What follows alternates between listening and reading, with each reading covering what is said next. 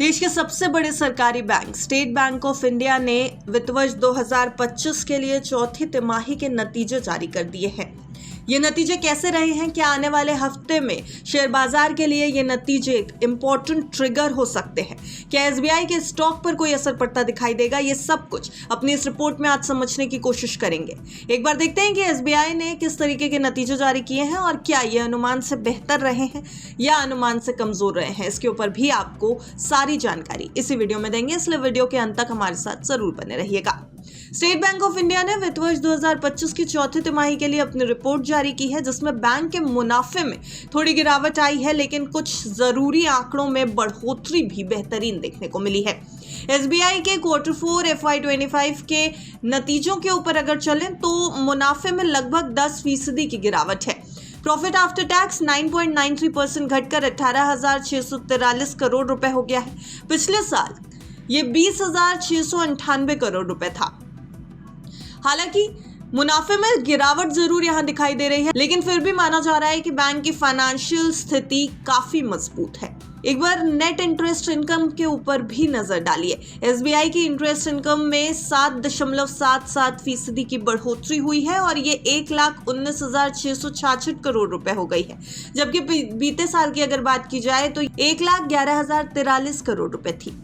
वहीं net interest income में 2.69% की बढ़त हुई है और ये 42,775 करोड़ रुपए हो गई है, जो कि पिछले साल 41,655 करोड़ रुपए थी। हालांकि एसबीआई का नेट इंटरेस्ट मार्जिन थोड़ी गिरावट दिखा रहा है। बैंक का एनआईएम इस वित्त वर्ष में 3.15% रहा है, जबकि बीते साल ये 3.47% था। तो अगर इस हिसाब से देखा जाए तो इसमें 0.32% की गिरावट दिखाई देती है।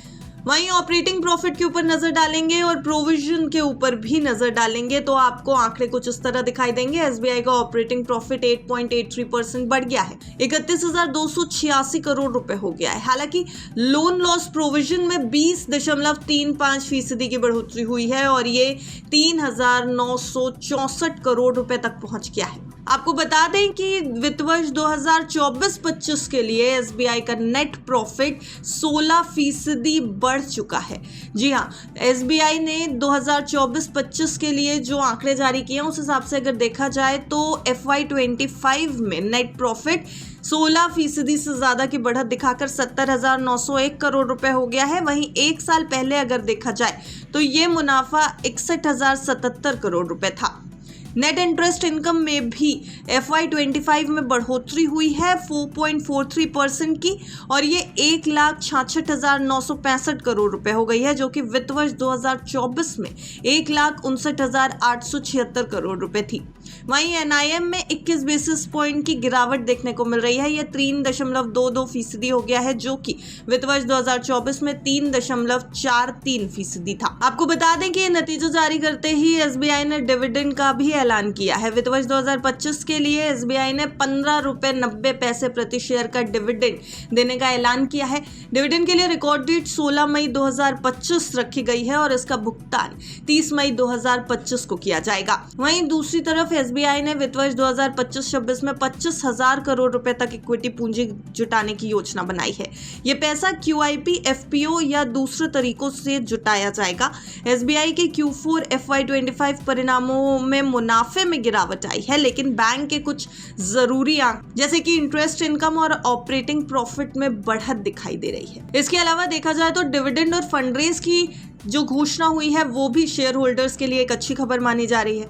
तो कुल मिलाकर बैंक की स्थिति तो मजबूत दिखाई दे रही है और आने वाले समय में सुधार की भी उम्मीद है। हालांकि अब आने वाले हफ्ते में बैंक के रिजल्ट्स का शेयर पर भी असर पड़ सकता है। अगर देखा जाए तो 2 मई को जब आखिरी कारोबारी दिन था पिछले हफ्ते का, तो ये शेयर लगभग 1.25% की बढ़त के साथ क्लोजिंग देकर के गया है, लेकिन बीते एक हफ्ते में शेयर में थोड़ी गिरावट दिखाई दी है।